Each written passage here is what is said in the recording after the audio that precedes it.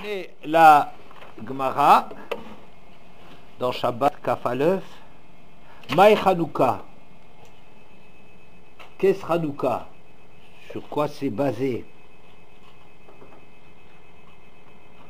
Le Tanoura Rabbanan, à propos duquel les Chachamim enseignent, le Kafé ve Kislev Yom de Hanouka Tzmanyainun, le 25 Kislev, les jours de Hanouka au nombre de 8, de l'eau l'Umisped Behon ou de l'eau le Hit Anod Behon, où il ne faut ni faire des oraisons funèbres, des espédim, ni jeûner, chez Kshenichnusu Yevanim Le'echal, Timou Kolashmanim chez Bechal, car lorsque les Grecs sont rentrés dans le Echal, ils ont rendu impures toutes les huiles du Echal, ou que chez Gavra Malchut Bet Hashmonae, Venitzrum, Bat Kuvelomatsu El Pach Echad Shel Shemen, Shaya Munach Bochotam Shel Kohen Gadol, et lorsque à leur tour le pouvoir des Hashmonaïm l'a emporté, ils ont fait des recherches et n'ont trouvé qu'une seule fiole d'huile qui portait le cachet du Kohen Gadol,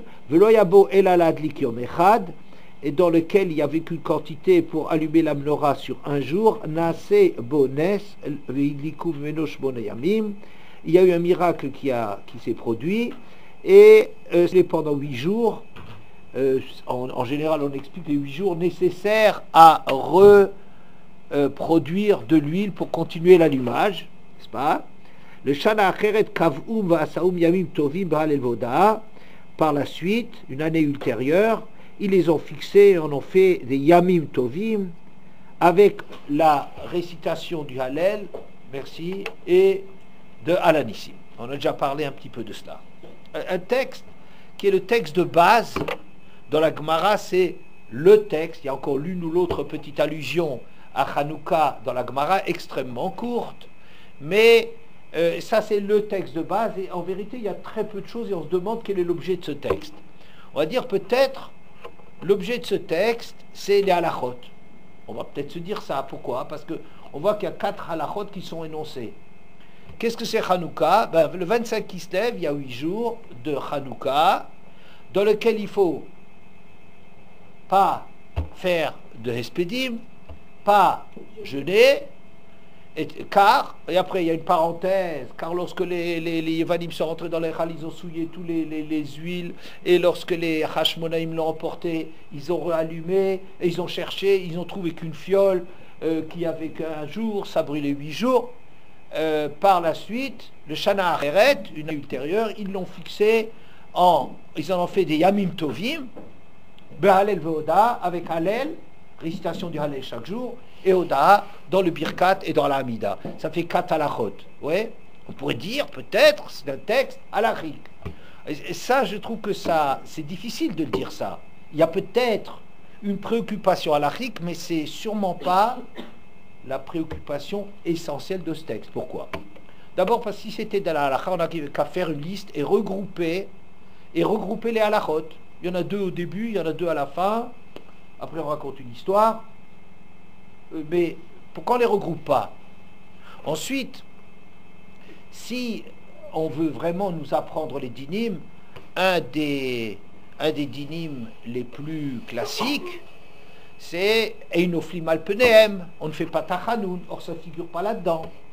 Alors, c'est un peu au nom de quoi on aurait choisi certaines halachot. Quand on veut lui donner des halachot ou pas? Ensuite, il y a quelque chose d'assez bizarre.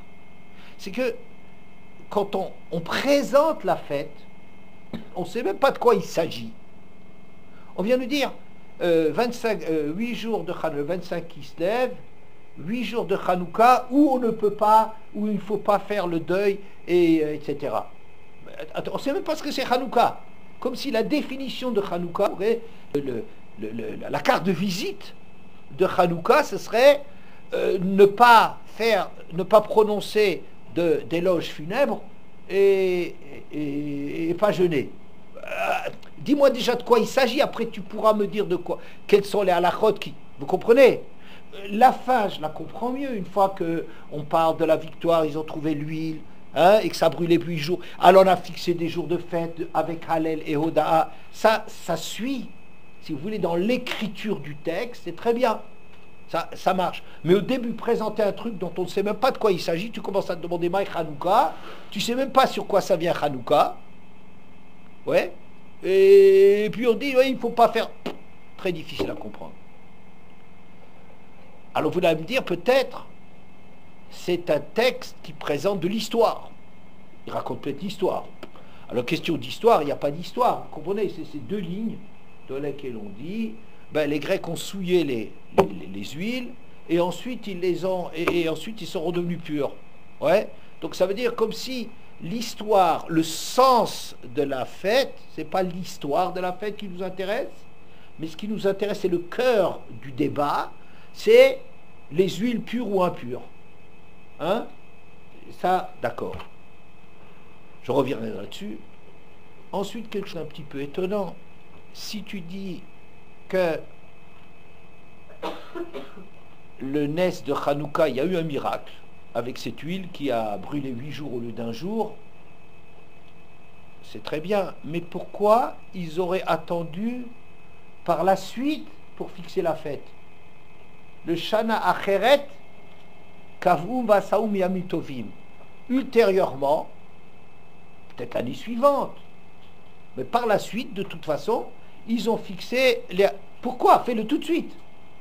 Si, en vérité, on a compris qu'il y a un miracle dans cette fête, ouais, même avec le cours qu'on a fait du Maharal l'autre jour, vous vous souvenez le cours qu'on a fait la dernière fois, qui était basé justement, qui commentait cette partie-là, on retrouve aussi dans le Ner Mitzvah à peu près la même chose, c'est un développement du Maharal concernant les Galouyot, les 4 exils que les Juifs ont traversés, et notamment celui de Hanouka. Ouais, là-bas aussi on raconte, on commente ça.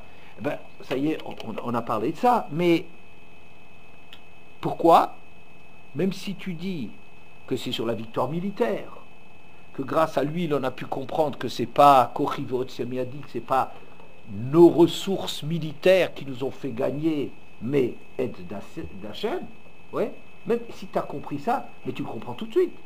Tu n'as pas besoin de commencer à réfléchir qu'est-ce qui se passe. Quoi, tu as besoin d'attendre encore une année. Vous comprenez, dis-le tout de suite. Bon.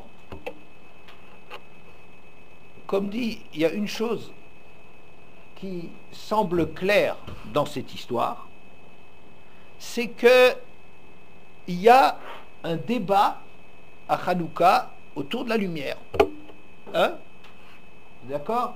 C'est-à-dire que les Grecs ont souillé la lumière, ils ont rendu impure la lumière. Je vous ai rapporté ce que disait Rav Gabriel Toledano, Zichrono Livracha, qui disait que souiller les huiles, ça veut dire récupérer la vision de Gdusha en faisant une lecture profane.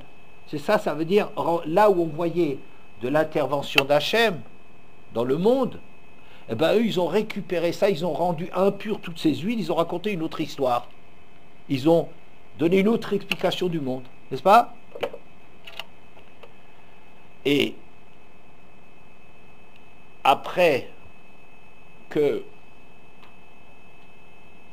triomphe, Rav Kook explique que le miracle était qu'après très longtemps où ils ont vécu dans l'assimilation grecque, et grâce aux Kohanim, ils ont triomphé, mais ce qu'ils ont trouvé, ça veut dire la victoire, elle a été seulement une flambée, quoi. C'est un espèce d'enthousiasme. On a gagné contre des gens qui étaient les grandes puissances de l'époque. C'est extraordinaire. Il n'y a pas de quoi retourner, inverser la tendance. Vous comprenez? Parce que, bon, je peux dire, il y a un moment d'enthousiasme. Hein? Ça veut dire, par exemple, vous prenez, bon, c'est peut-être un très mauvais exemple, mais un exemple facile, une équipe qui vaut rien en football, ouais, vous lui faire un match, elle a fait un match exceptionnel. Waouh, l'enthousiasme est grand. Ils ne sont pas devenus champions du monde avec ça. Hein? La semaine prochaine, ils vont de nouveau se faire battre. Le miracle aurait été qu'avec ce qu'il y avait dans l'enthousiasme de la victoire, ça les a suffisamment tenu assez longtemps pour qu'on puisse repenser notre confrontation au monde grec. Ce serait ça le miracle. Ouais. Et ça, je peux penser avec cela que le miracle aurait été fixé seulement l'année suivante. Ça veut dire, c'est seulement par la suite qu'on a vu que le miracle était là. C'est pas le fait d'avoir une huile qui a brûlé pendant 8 jours qui aurait été suffisant, mais le sens de la chose, c'est qu'on s'est reconstruit contre cette attaque grecque. Bon, peut-être. Très intéressant. Mais ce qui est intéressant, à mon avis, c'est le débat qu'il y a entre le monde hellénistique, le monde grec, il s'appelle Hélène, ouais, et le monde juif, le monde de la tradition. C'est l'obscurantiste. Vous savez ce que c'est un obscurantiste? C'est un gars arriéré. Ouais. Un gars qui n'a pas de sechel. Il n'est pas éclairé par l'intelligence. C'est un sous-développé. Qui c'est, je dis exprès le terme obscurantiste parce que c'est un problème de rocher. Les Grecs dans le Midrash sont qualifiés de rocher alpenetohom. C'est l'obscurité. Ou bien dans Parshat Miketz, Ketz Sam le rocher. Hachem a mis des limites à l'obscurité. C'est ce monde matériel des Grecs. Ça renvoie aussi aux Grecs. Donc nous les qualifions d'obscurantistes, c'est-à-dire de sous-développés. Les Grecs, eux, considèrent nous comme des arriérés. C'est eux qui prétendent que c'est les siècles des Lumières. Et tout le monde, toujours dans l'histoire, hein, quand il y a des gens qui ont la prétention de porter l'intelligence, ils se définissent comme le siècle des Lumières. Vous voyez? En France, le 17e siècle, le siècle des Lumières, où il y avait des philosophes, où il y a des gens qui pensaient. Le siècle d'Alexandre le Grand, c'est des siècles qui s'appellent les Lumières, la Haskalah. La Haskalah, c'est le genre du Sechel. Vous voyez, c'est comme ça, c'est toujours en termes de... ça, c'est de l'éclairage, ça, c'est de la lecture, ça, c'est de la vision, ça, c'est une vision du monde. Ouais. Alors, les Grecs traitent la tradition de sous-développés, d'arriérés, d'obscurantistes. D'arriérés, ouais. Et de l'autre côté, la tradition juive les traite, eux, d'arriérés. Quel est le problème? Quel est le problème? Le problème, c'est que une des deux lectures est complètement erronée. Soit, on va dire que l'homme existe dans un monde qui est créé par Hachem. C'est une vision de l'homme. Ouais, il est relié, c'est Hachem qui a créé le monde, c'est Hachem qui a une ashgacha, qui a une providence, qui surveille les actes des hommes, qui intervient, qui punit, récompense. C'est une certaine vision. Si par rapport à cela, on va nous dire, au nom de la science ou d'autres valeurs, que c'est pas vrai, qu'il y a des lois et tout ça, je les traiterai d'arriérés. Je leur dis, mais ils sont complètement au ras des pâquerettes. Vous comprenez? Si un monde est créé par Hachem et qu'Hachem intervient dans le monde, c'est une vision tellement grandiose, ouais, que ceux qui voudraient dire que l'homme il est extraordinaire parce qu'il a des réalisations formidables, je dirais, mais le pauvre, c'est ça ce que tu appelles les réalisations, c'est aller sur la Lune, c'est Internet. Je ne dis pas, aller sur la Lune, c'est un exploit exceptionnel. Internet, c'est exceptionnel, mais d'en faire la dimension de l'homme, de dire c'est ça un être humain, c'est quelqu'un qui arrive à agir d'une façon exceptionnelle dans les maladies et tout ça, c'est formidable, mais c'est de la technique, c'est pas de la grandeur, comprenez? C'est un monde merveilleux. De l'autre côté, si on élimine Dieu, si on se base sur une vision très humaine, très athée des choses, on va dire que le monde religieux, ils sont complètement dépassés, ceux-là. Les pauvres, ils refusent de voir la réalité. La réalité, c'est 1 et 1 font 2. La preuve, c'est qu'on arrive à envoyer un avion, une fusée sur la Lune. Vous comprenez? Ça veut dire que chacun revendique d'avoir raison. Mais c'est un gros débat. Ou bien il faut éliminer Hachem de l'histoire. Et toutes les religions, il faut les balayer, parce que c'est de la fumisterie, c'est des explications du monde de gens qui ne comprenaient rien à ce qui se passait, qui n'avaient jamais remarqué que le monde était régi par des lois, par la causalité, le déterminisme. Ouais. Ou bien il faut ça, ou bien on va dire de l'autre côté que les gens, soi-disant modernes, sont des gens qui sont complètement bas de gamme. Ils ont rabaissé le niveau de la création à un truc scientifique, culturel, économique. Vous voyez? Voilà. Je veux dire par là quelque chose de l'enjeu de Hanouka. On croit que Hanouka c'est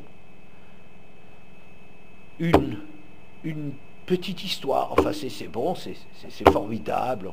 Une victoire miraculeuse, on a gagné contre les Grecs. Bon, très bien, c'est très très bien. Alors on applaudit bien fort, on en fait même une fête avec des beignets.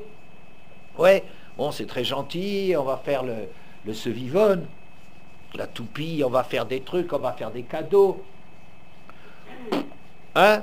Surtout pas des macabades, hein, comme je vous ai dit l'autre jour. Les maccabiades, c'est la plus grande défaite des juifs qu'il puisse y avoir. Alors, c'est l'enjeu, il est la dimension de l'être humain. C'est-à-dire, quand vous lisez a priori ce texte, vous diriez, c'est un texte religieux. Hein? Dans le Echal, là où il y a Hachem qui est dans la Gdusha, dans le Echal, est-ce que le Echal, il est pur ou impur? Vous comprenez? Est-ce qu'on peut ramener le Echal à des valeurs modernes, à des valeurs humaine, ou bien le Echal, ça traduit qu'il y a une dimension extraordinaire. Alors, ça a l'air d'être un débat pour Hachem ou contre Hachem. Mais je pense que c'est plus grave que cela. C'est plus grave qu'il y a quelque chose qui s'est arrêté, essoufflé dans la clim. Et je pense que le débat est beaucoup plus grave que cela. C'est la dimension de l'homme. C'est l'homme qui est en jeu. Qu'est-ce que c'est un homme? Est-ce que c'est un homme vision moderne, athée, où on n'a pas besoin de religion pour arriver à comprendre comment les choses se passent? Ou bien, en vérité, derrière le monde, il y a un maître, il y a un créateur, et ça donne tout à fait un rôle de l'homme tout à fait différent. C'est des visions de l'homme qui sont en jeu dans Hanouka. D'accord? Bien. Alors, sur la première question de dire comment ça se fait qu'on commence dès le départ à présenter Hanouka, 8 jours de Hanouka, où on ne porte pas le deuil, on ne fait pas d'éloge funèbre, on ne fait pas de jeûne, on ne jeûne pas. Je me permets de faire une lecture très personnelle, je crois. Je ne l'ai pas lu quelque part. Une lecture très personnelle qui est la suivante. Parce que je me demande pourquoi tu n'as pas regroupé ça avec les autres halachot? Pourquoi tu présentes la carte de visite de Hanouka comme ça? C'est pour nous dire dès le départ, sur Hanouka, ne porte pas le deuil. Mais le deuil de quoi? Hein? Si c'est ça la présentation de Hanouka, 8 jours de Hanouka sur lesquels il faut pas s'affliger. On ne fait pas de discours funèbres, on ne jeûne pas là-dessus. Ouais. Qu'est-ce que c'est comme façon de présenter cette fête?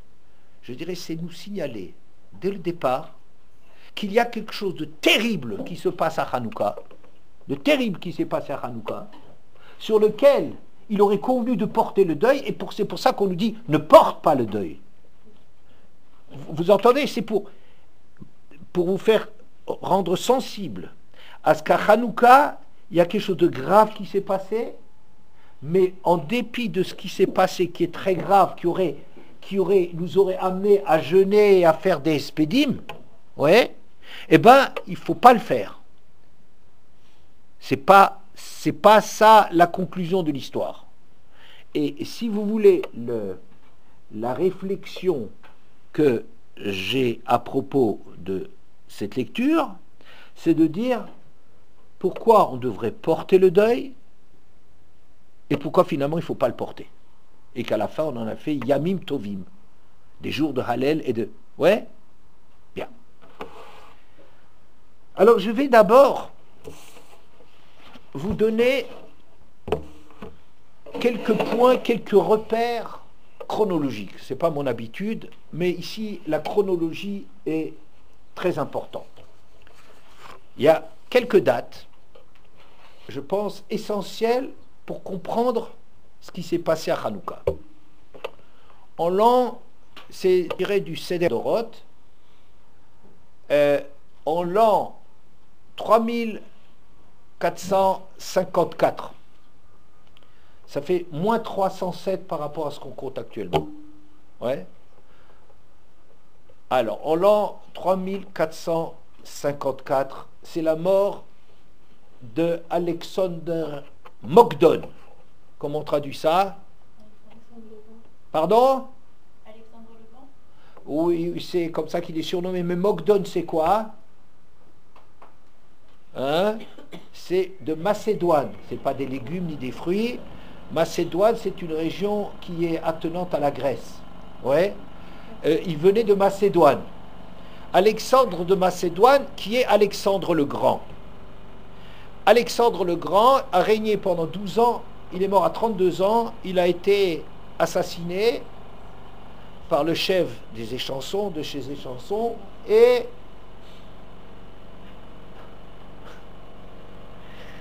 allez, bonne chance, vas-y, essaye de nous faire marcher.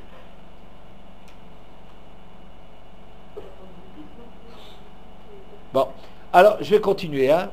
Alors, Alexandre le Grand est mort après un règne de 12 ans. En l'an 3460, 6 ans plus tard, c'est l'époque de Antignos. Ça vous dit quelque chose, Antignos, Issocho, qui est-ce? Qui connaît Antignos? C'était l'élève de Shimon HaTzadik. Très bien. Qui c'est Shimon HaTzadik? Le premier qui a commencé à écrire Les Pirkavot. Oui, c'est bien. Et comment il est défini? Comme Mishiare Anshe Knesset Agdola, les restes d'eux, comme ça, les rescapés, le dernier d'eux, hein, le dernier des Mohicans. Ouais. Celui qui restait encore des Knesset Agdola, son élève c'est Antignos, le maître de Socho. Et ensuite, troisième date, 3484, 30 ans après la mort d'Alexandre, c'est la traduction des Septante. Qu'est-ce que c'est les Septante? C'est les 70 Rachamim que Talmaï a rassemblés pour leur faire traduire la Torah en grec. Oui. Et par Ptolémée II. En général, on dit que son nom c'est Ptolémée II d'Égypte. C'est quelqu'un qui est connu comme un très grand savant, un très grand. Il a créé la plus grande bibliothèque de l'époque. Il avait une connaissance, c'est un érudit et quelqu'un de très remarquable. Il a traduit, entre autres, dans ce qu'il a rassemblé comme écrit, la traduction des 70, des 70, 72 Chachamim qui ont traduit le grec. Et en l'an 3500, quelques années plus tard, c'est Yochanan Cohen Gadol. Ça vous dit quelque chose, Yochanan Cohen Gadol? Oui. Qui c'est? Un des Maccabim. Pardon? Un des Maccabim. Un des Maccabim. Pas tout à fait. Le père. Oh, très très bien. Bimé Matityahu ben Yochanan Cohen Gadol. Matityahu, le héros de Hanouka, Matityahu et ses enfants, les héros de Hanouka, sont les enfants de Yochanan Cohen Gadol. Ce Yochanan Cohen Gadol est l'élève de Antignos. D'accord? Vous voyez, ça succède très vite. En quelques décennies, ça veut dire en quelques dizaines d'années, il s'est passé le basculement de cette histoire de Hanouka. Ouais? Bien. Alors, la première date, la mort d'Alexandre.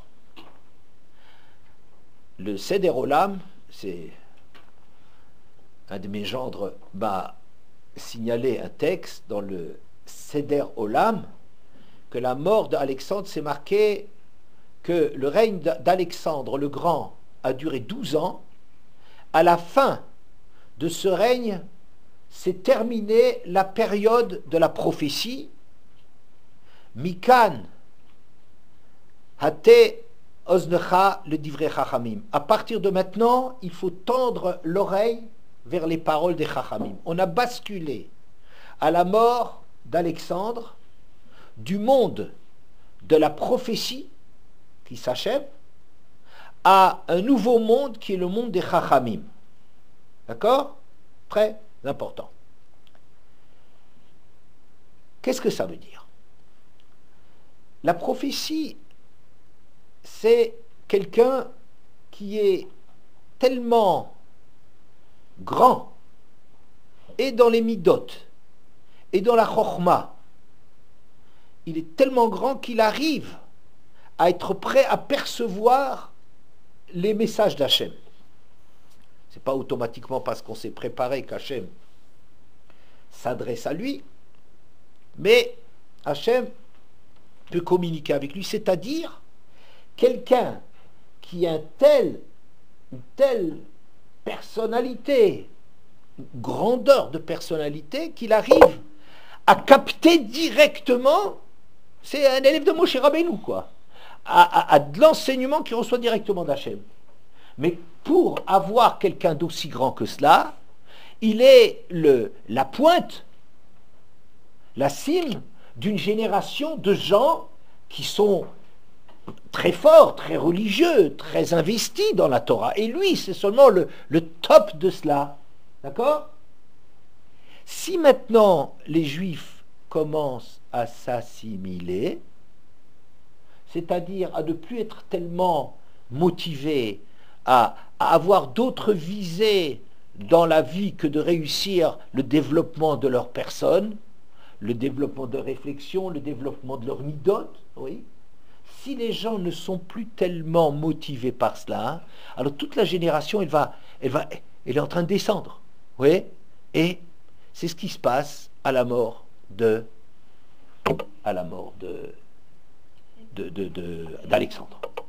Oui. Bon. C'est parce que la génération n'est plus tellement motivée qu'elle a une oreille pour autre chose que les Grecs ont le pouvoir de rentrer dans les Echal, qui ont le pouvoir d'investir les têtes et les cœurs. Oui.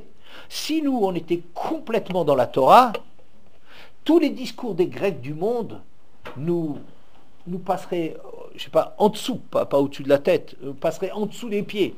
Ouais, ça ne nous intéresserait pas, on n'aurait pas une oreille pour eux. Mais comme la génération n'est plus tellement motivée, elle regarde un peu qu'est-ce qui se passe ailleurs. Ouais, on commence à s'intéresser aux médias, on s'intéresse aux idées.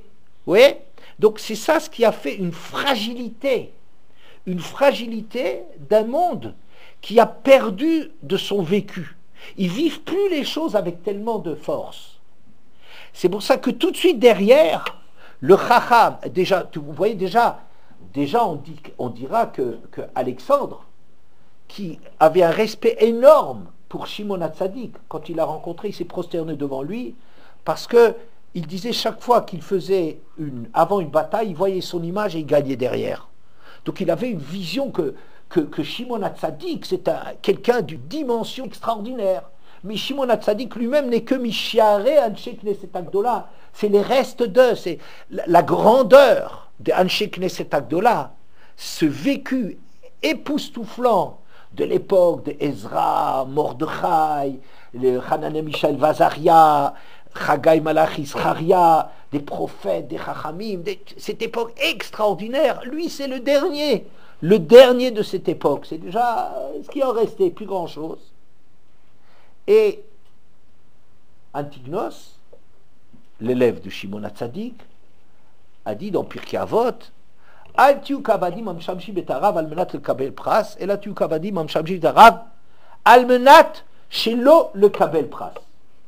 Soyez comme des gens qui servaient le maître, non pas dans l'espoir d'une récompense, mais almenat shelo le kabel pras. Comme ça, c'est Rabbeinu Hananel, le Rambam et d'autres qui disent à condition de ne pas recevoir des récompenses. Qu'est-ce que ça veut dire ça? C'est bizarre ça. Il faut servir son maître dans le but de ne pas recevoir.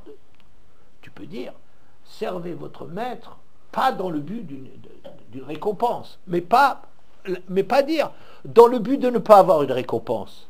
Vous voyez qu'est-ce qu'est un peu la formule très bizarre qui est employée par le Rambam. Almenat shelo le, soyez quelqu'un qui servait Hachem pour ne pas recevoir une récompense. Dit pas dans l'espoir de recevoir une récompense, mais pas pour ne pas recevoir. On ne sert pas pour ne pas être récompensé. Qu'est-ce qu'il veut dire par là? C'est qu'il me semble qu'Antignos, il est dans ce problème d'une époque où les gens ne vivent plus tellement les choses. Oui, ils sont déjà, il y a une Yuridat Adorot terrible qui s'est passée, les gens ne sont plus très grands. Alors ils commencent à fantasmer. Alors il veut leur dire, vous savez, travaillez en vous disant que ce monde-ci, c'est là-dessus que ça se passe. Ça veut dire, rendez du vécu dans votre vécu.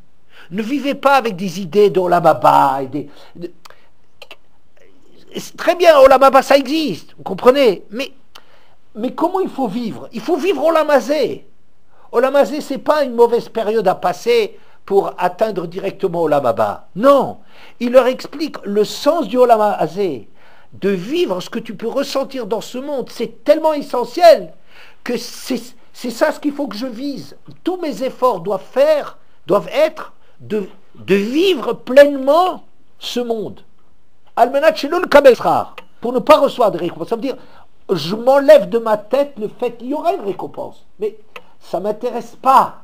Ça, c'est un autre problème. Maneshama, après, qu'est-ce qu'elle deviendra? Je ne dois pas vivre avec des idées de ce genre-là. Je dois vivre, pour donner du sens. Vous voyez bien qu'Antignos, qu'est-ce qu'il fait? Il est en train de vouloir résister. C'est un résistant. Vous voyez? C'est un résistant de l'époque. C'est un résistant de l'époque encore des prophètes. Les prophètes, je vous ai dit, c'est une époque où il y avait un vécu extrêmement développé, une proximité d'Hachem, et Antignos, il fait partie de cela. Ouais? Alors.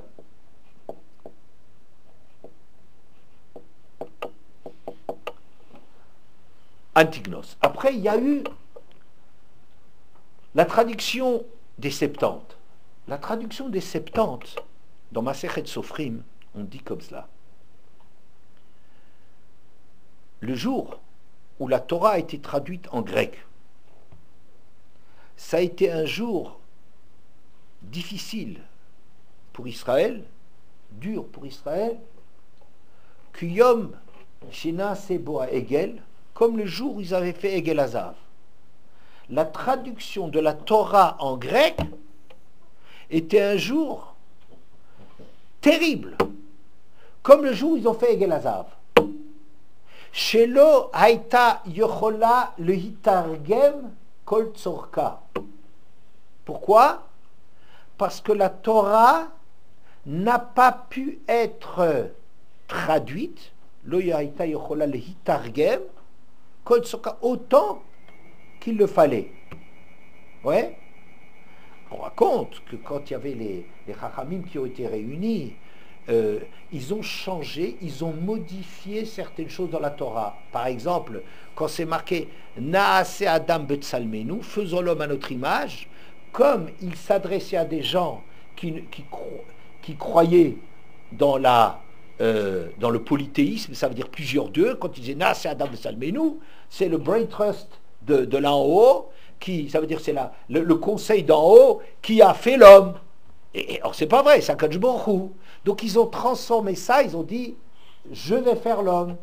Ouais, bon, il y a plusieurs transformations, 13 transformations, 13 brèches que les Grecs ont fait dans les transformations. Est-ce qu'il y en avait 13, 15 ou 16? J'aime bien 13 parce qu'ils ont tapé dans le Hérad, bon, peu importe. Et la Torah n'a pas pu être traduite comme il faut. Alors on peut dire c'est ça, ils ont dû faire des concessions à l'ère du temps. Je pense que peut-être il y a quelque chose de fondamental, beaucoup plus fondamental que cela. C'est que qu'est-ce qui se passe quand on commence à dépendre d'une vision philosophique, scientifique des choses? Ouais. Si c'est ça, la puissance qui règne, et que nous, le public même, le public juif, est sensible à ces nouvelles valeurs, il s'assimile à cela, ça veut dire qu'on est amené à confronter, à comparer, à devoir traduire un monde religieux, un monde dans lequel on parle d'Hachem, parce qu'on vit Hachem. Ce n'est pas des idées sur Hachem, c'était un vécu. Un monde où il se passe des choses. Un monde dans lequel Hachem il est présent en termes athées, en termes où personne ne fait des cadeaux. On veut qu'on traduise. Vous comprenez, c'est comme dire la laïcité obligatoire. Il faut, comme si on n'a pas le droit de citer. Justifie-toi dans un monde de laïcité. Vous voyez, les problèmes même de notre époque, ils ont toujours continué. Depuis les Grecs, le verre est dans le fruit. On a un monde à vision qui fait plus de cadeaux aux religions. Il dit, mais je n'ai pas besoin. Moi, je comprends le monde. Moi, je peux t'expliquer le monde.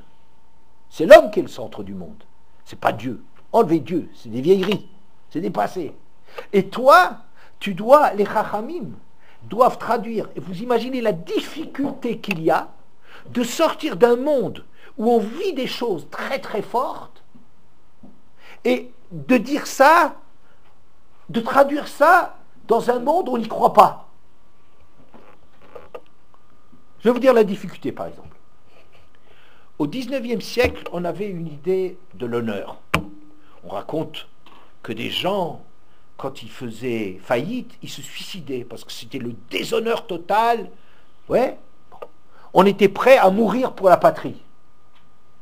Maintenant, on traite ces gens-là de sous-développés. Ils sont débiles. Tu es en train de faire faillite.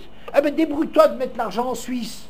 Mettez bien au nom de ta femme. Vous comprenez, on est dans un monde dans lequel ça n'existe plus, ces trucs-là. Je suis très schématique, évidemment. Il y a encore toujours des gens bien et normaux qui existent. Mais ils sont tellement minoritaires, enfin, on les fait passer pour tellement minoritaires qu'on se moquerait de quelqu'un qui se suicide. Mais il est débile, le mec. Il est débile. Il se suicide parce qu'il a fait faillite. Ça, c'est l'honneur. Alors, à l'époque, c'était comme ça qu'on vivait. On ressentait que c'est un déshonneur de ne pas pouvoir répondre à ses engagements. Un type qui s'engage, pour lui, c'était sacré. Alors, je dirais, regardez, la difficulté d'essayer d'écrire cela dans un monde où il n'y a plus, ça n'a plus cours, ou bien c'est dépassé, on va mourir pour la patrie, mais il est fou. Pourquoi mourir pour la patrie? Oui.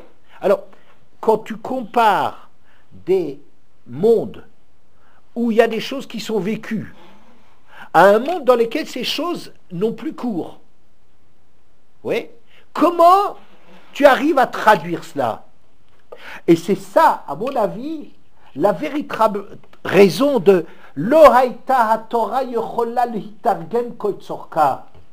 La Torah, au départ, a été incapable de répondre à une traduction, d'avoir une réaction de la part de la Torah qui arrivait à s'entendre. Vous comprenez?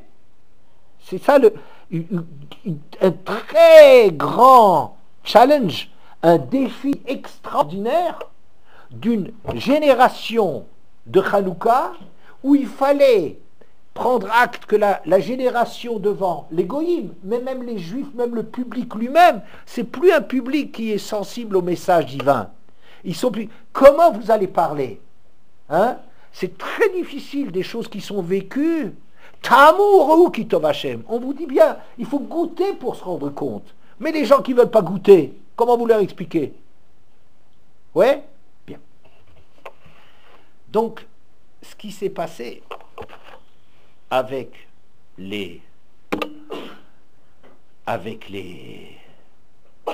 la traduction, c'est qu'on a mesuré l'incapacité des Chachamim de l'époque à pouvoir dire les choses dans les mots convaincants d'un monde athée.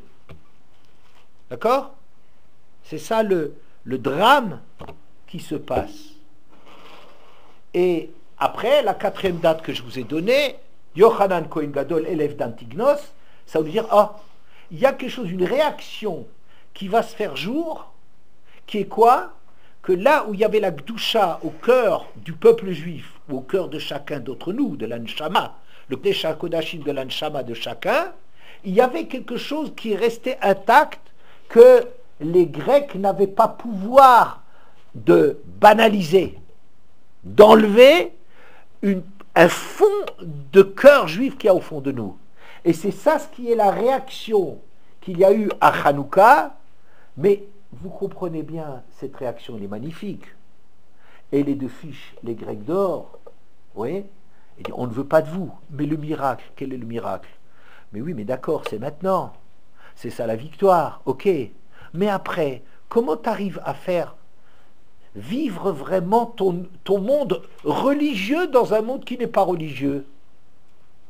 C'est pour cela qu'il va y avoir plusieurs changements énormes entre le monde d'avant Hanouka et le monde après Hanouka.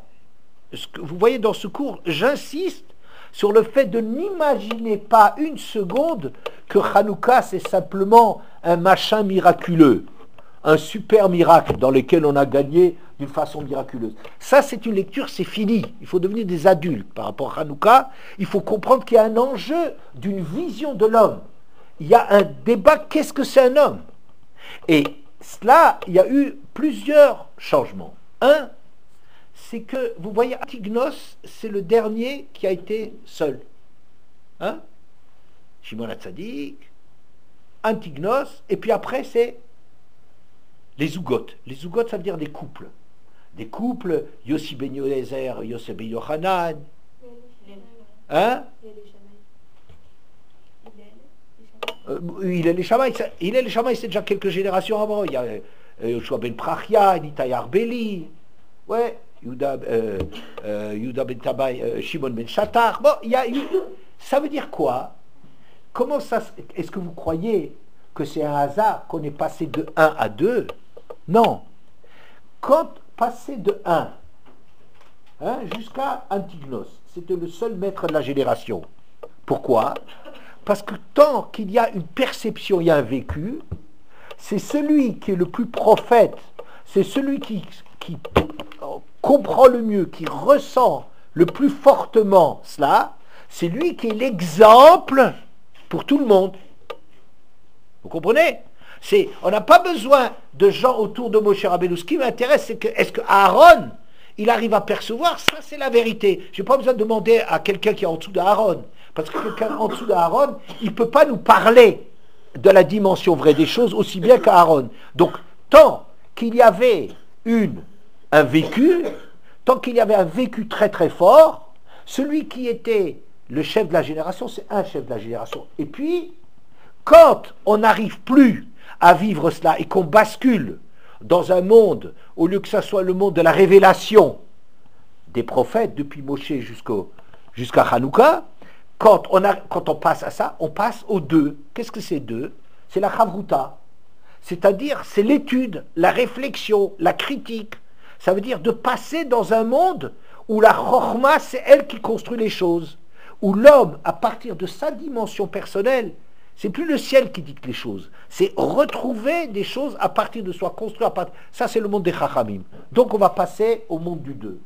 Ou bien, à l'époque, autrefois, quand il y avait un apicorus, quelqu'un qui rejetait la tradition, un hérétique, ouais, qu'est-ce qu'on faisait? Alors certains kofrim, c'est-à-dire qui rejettent des choses essentielles, en sont débarrassés. Ça veut dire, si on était seul dans le désert avec lui, on le jetait dans un puits, il n'a qu'à crever. Mais ils sont sauvages! C'est des sauvages! Moridine veloma alid. S'il se trouve dans le trou, on le laisse dedans, et si au besoin, on le pousse dedans. On ne le tue pas, mais on fait en sorte qu'il meure. Vous entendez? C'est un crime, ce truc-là. C'est un crime pour nous, parce que pour nous, c'est pas une faute tellement incompréhensible et tellement grave de nier Hachem. Il dit, bon, lui, il ne croit pas en Hachem. Moi, je crois en Hachem, lui, il ne croit pas en Hachem. Alors, pour nous, effectivement, c'est insupportable, cette idée de se débarrasser de quelqu'un qui rejette Hachem. Mais, à l'époque, c'était tellement évident, Hachem, il était tellement présent, que quelqu'un qui nie Hachem, c'est pire que de tuer une personne. C'est un scandale de scandale. Donc, dans cette époque-là, mourir, on le descendait dans un puits qu'il meurt de faim. Il n'a qu'à crever, celui-là. Il ne mérite pas mieux. Mais après, dans Pirkei Avot, qu'est-ce qu'on dit? Dam hachétashiv la apikores. C'est apikores dont on se débarrassait avant. Maintenant, il faut savoir, dans son étude, il faut se préoccuper de répondre à un monde qui est qui rejette. Sache quoi dire à quelqu'un qui rejette. Vous voyez, c'est une attitude de chokhma. Tu construis des choses. Ensuite, il y avait une Torah orale avant Hanouka, c'est évident. Depuis le Sinaï, il y avait de la Torah orale. C'est-à-dire qu'en même temps que Moshe a reçu les Luchot, en même temps qu'il a reçu l'enseignement de la Torah, il a reçu beaucoup de lois orales. Et ces lois orales, elles ont été étudiées par la suite des siècles. Ouais. Il y avait aussi Shloshes Remidot, des méthodes d'interprétation des textes. Hein, il y a dit Kalva Chomer, Xera Shabbat, peu importe. Plusieurs méthodes que la Torah nous a données pour étudier les textes. Ça, c'était la Torah orale qu'il y avait. Maintenant, la Torah orale, elle a complètement changé de visage. Elle a gardé cette Torah orale ancienne, mais c'est une nouvelle dimension de Torah orale, c'est-à-dire qui part à partir de l'homme. Puisque maintenant, vous comprenez, pour arriver à comprendre ce que l'autre a dans la tête, eh bien, il faut que je sois du même monde. Il faut que je comprenne la vérité de ce qu'il y a dans la culture, dans la science, dans le patriotisme, dans l'idéologie de ceci. Il faut que je comprenne, que je me mesure à ça, que je vive cela pour arriver à exprimer ma Torah là-dedans. Vous comprenez, c'est une Torah qui part du bas, une Torah qui part de l'athéisme et qui doit se construire, n'est-ce pas? Et là, les Grecs, on leur reconnaît une très grande dimension. D'une part, c'est vrai que les Grecs, ils ont fait quelque chose d'extrêmement grave, c'est qu'ils se sont attaqués au monde religieux, ils ont dit c'est un monde qui est complètement dépassé, c'est un monde qui est dépassé. C'est vrai qu'ils ont attaqué dans la tradition juive les choses essentielles où on sent qu'il y a de la métaphysique, de la grandeur. Oui, ils ont attaqué Shabbat, ils ont attaqué la Mila, le temps, la conception du temps. Ils ont attaqué toutes les choses dans lesquelles, dans ce monde-ci, il y a une traduction d'un monde d'ailleurs. Oui, Shabbat, ça veut dire, par exemple, le monde n'est pas que de la production. Le monde, c'est pas 6 jours, c'est 7 jours. Or, un des jours, c'est un jour de repos. Donc, il y a une dimension dans le monde qui n'a pas que de fabriquer. Vous voyez? Mais je ne vais pas rentrer là-dedans. Mila, l'homme n'est pas achevé, l'homme doit s'améliorer, l'homme doit changer de sens. C'est la Mila, dépasser le 7, le 8e jour. Hein? Vous voyez? Rosh Chodesh, le temps dépend de l'homme. L'homme n'est pas simplement la victime du temps qui passe, oui, mais il a un prix sur le temps. C'est lui qui désigne quand est-ce que c'est Rosh Chodesh, quand est-ce qu'il va y avoir les fêtes. Vous voyez, c'est une vision dans laquelle l'homme participe à un monde qui a affaire avec le monde d'en haut. Ouais. Et les Grecs, ils ont beaucoup travaillé là-dessus. Là, ils ont fait énormément de mal, peut-être de bien, à la pensée religieuse de l'époque, c'est-à-dire les superstitions, les amulettes, les trucs, les gris-gris, un monde de folie, ouais. Mais il a aussi touché dans le monde juif certaines choses, ouais, parce qu'ils ont mis en place, et voilà, et c'est ça la grandeur des Grecs, ils ne se sont pas contentés de rejeter le monde religieux. Quelqu'un qui rejette le monde religieux, je dirais, c'est une opinion. Lui, il pense que c'est nul et moi je pense que c'est bien. Il n'y a pas de dialogue possible. C'est pas intéressant. Vous voyez, il n'y a rien à échanger. Lui, il vote pour la gauche, je vote pour la droite. Il n'y a pas de débat, il n'y a pas d'enjeu. Mais les Grecs, ce qu'ils ont fait, c'est qu'ils ont donné des structures à la pensée. Ils ont mis en place, et c'est ce que je vous ai dit, les 3 niveaux de la personne.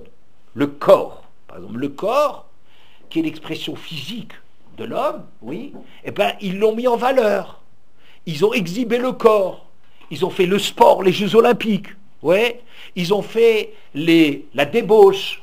Enfin, actuellement, on n'a pas le droit de dire que c'est de la débauche, c'est de ça qu'il s'agit, qui maintenant est autorisé. On est toujours chez les Grecs encore. On est toujours dans les mêmes débauches sexuelles. On est la glorification de la beauté, de la réussite du corps. Le cœur, eh ben, les Grecs aussi, ils ont amené ça à une perfection extraordinaire. Ils ont développé les arts, l'architecture, ils ont développé les statues qui sont exceptionnelles encore maintenant. C'est les plus belles statues qui soient, c'est des Grecs, oui. Ça veut dire qu'ils ont développé le côté, le besoin de ressenti, d'affect, ils ont amené ça à une perfection, oui. Et le monde du Sechel, ils l'ont énormément développé, avec la philosophie, avec le progrès des sciences, avec les réflexions mathématiques, et de la physique, etc. C'est un monde extraordinaire. Et cela, les Grecs, en cela, ils ont fait quelque chose de formidable. C'est pas resté simplement des gens qui disent que le monde religieux, c'est de la blague, et c'est dépassé. Ça aurait été rien. Ça, je ne les aurais même pas écoutés. Mais ils ont quelque chose à dire. Ça veut dire qu'ils ont structuré le monde athée. Ils ont donné une raison d'être. Ils ont donné de la grandeur au monde athée en développant toutes les dimensions à partir des dimensions de l'homme. Au lieu que le monde soit un homme, que ça soit une émanation d'Hachem, Tselem Elohim, ils ont oublié complètement le Tselem Elohim et ils ont tout centré sur l'homme. Mais là, c'est vraiment un défi. C'est un défi pour nous d'arriver à nous mesurer à cela. Et les Grecs, ce qu'ils ont fait, entre autres, c'est la pensée, les outils de la pensée, de la philosophie. Ils ont créé ça, c'est quelque chose le développement de l'intelligence, de la chorma exceptionnelle. Et ça, je crois, c'est ça ce qu'on dit, que Yaft Elohim le Yefet v'yishkon be'oal Hashem. Hashem il a dit que Yefet, il a une beauté qui a sa place dans les tentes de Shem, dans les tentes où on étudie la Torah. Nous sommes les descendants de Shem. Alors, qu'est-ce que ça veut dire? Certainement que la langue grecque, elle est belle. Oui? Certainement que la plastique, que la beauté grecque, elle est belle. Mais je pense qu'il y a quelque chose d'extraordinaire aussi.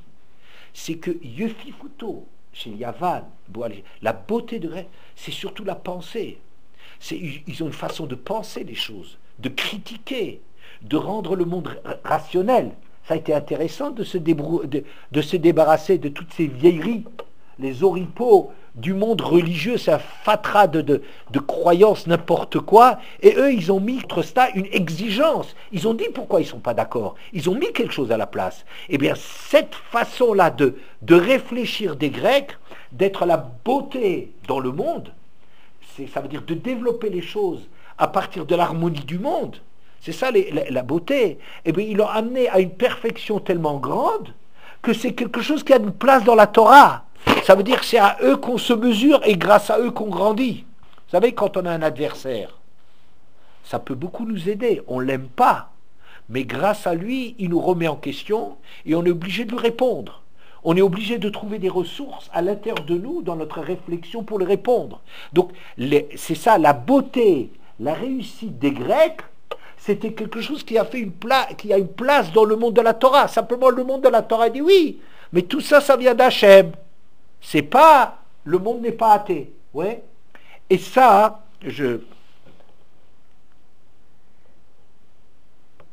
cette vision des Grecs, et c'est ça qui est aussi très très important, ne s'arrête pas à Hanouka. C'est-à-dire, Hanouka, on dit dans la tradition, l'onitan likatev, on ne peut pas écrire de texte sur Hanouka. Vous savez pourquoi? Parce que Hanouka est une fête qui a un point de départ. Ça ne se termine pas. Cette vision des Grecs qui rejette le vécu des religions en général, ça c'est pas mon problème, mais le vécu aussi du monde juif, ouais, cette vision, on doit y répondre. Chaque génération trouve ses valeurs grecques. Vous comprenez? Peut-être les Grecs, ils ont mis ça dans la philosophie. Nous, maintenant, on a d'autres divinités qui s'appellent la culture, que ça s'appelle la patrie, ça va être d'autres choses qu'on va mettre en place. Ça va être les sciences. Vous voyez, chaque génération va mettre en commun avec les Grecs de rejeter les vérités spirituelles du monde d'Hachem, oui, et contre ça on doit se mesurer, mais eux, la forme que ça va prendre va changer dans les générations. Vous voyez, maintenant par exemple, on va dire, il faut avoir pitié des animaux, et puis faire la shrita. Oui, toutes les folies qui traversent la tête des hommes. L'écologie, ça devient la divinité de l'époque, tout doit être ramené à l'écologie. Vous voyez, ces visions-là, que chaque génération a ses valeurs, ils se comportent comme des Grecs. Et c'est ça, je crois, ce qu'on dit, le Hodot ou le Hallel. La fête de Hanouka, elle est là, le Hodot ou le Hallel, c'est-à-dire de louer Hachem, certes, de le remercier, certainement, mais le Shana Acher, c'est seulement avec le temps qu'on voit tout ce qu'on arrivait à gagner en se confrontant au monde athée. Ouais, le monde athée avec ses valeurs nous a remis en question et obligé de produire une lecture dans Torah Sheba Alpé qui va être quelque chose un chidouche constant. On est obligé dans chaque génération à se mesurer à l'hellénisme, aux Grecs de l'époque, qui ont en commun de ne pas accepter une vision de révélation, de rejeter la révélation, de rejeter la création du monde, mais la formulation que ça prend, le défi que chaque génération, c'est la suite des Grecs.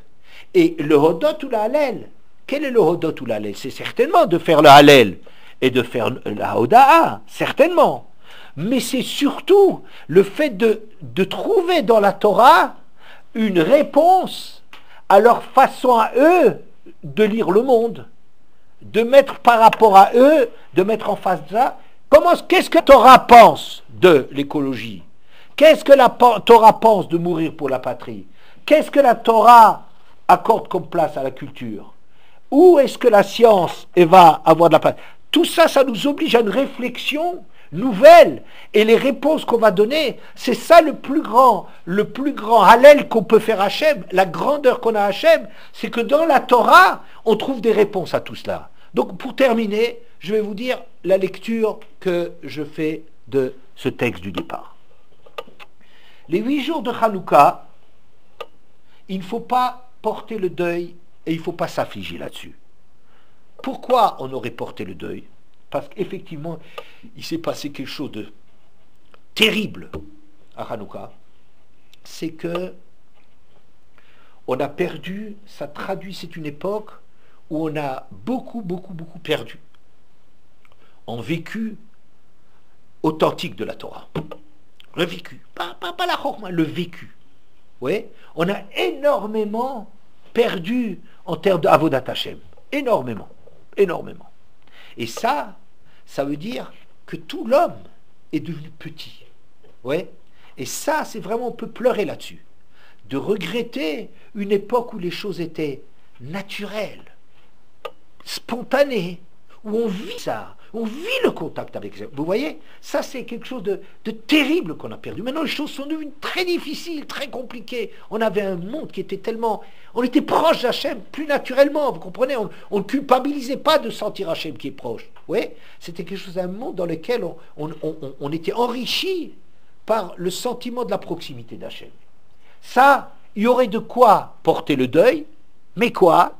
Comme on a basculé dans le monde de la Chokhmah, Chacham Adif Minavi, un Chacham, quelque part c'est plus que l'époque de la prophétie, c'est-à-dire qu'on a basculé, ça nous a obligés de rentrer dans un monde où il fallait formuler, reformuler, constamment, dans toute l'histoire jamais terminée, de formuler une lecture juive à opposer aux critiques, au rejet de la société, ouais.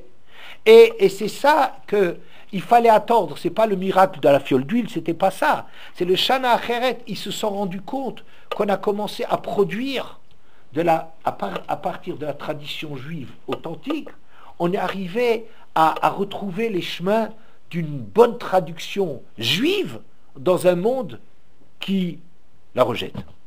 Voilà.